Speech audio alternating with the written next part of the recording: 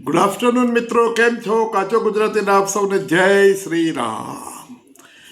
Bharat world champion બની ગયું. અંડર-19 ચેમ્પિયનશિપનું 6ઠી વખત બન્યું. ઇંગ્લેન્ડને હરાયું. ઇંગ્લેન્ડની ટીમ પણ બહુ સ્ટ્રોંગ હતી. એમણે પણ 302 રન કર્યા, પણ આપણે 400ની ઉપર કર્યા. વૈભવ સૂર્યવંશી શું રમ્યો છે. એણે 80 બોલમાં 178 રન કર્યા અને પથારી ફેરવી નાખી ઇંગ્લેન્ડની. એક જ માણસે ઓડીઆઈ ફોર્મેટમાં હતી આ એનો, અને ઇન્ડિયા 400 ઉપર ઓડીઆઈમાં રન કરી ગયું અને આ લોકો 300 ઉપર કરીને પણ હાર્યા એનો. એટલે it was a well deserved victory. અને ઇન્ડિયા એક પણ મેચ હાર્યું નથી અંડર-19ની ટોટલ ચેમ્પિયનશિપમાં, અને ખૂબ સારી રીતે ચેમ્પિયન બન્યું છે. ખૂબ ખૂબ અભિનંદન ઇન્ડિયન અંડર-19 ટીમને. WPLની ફાઇનલ તો તમે જોઈ જ હશે.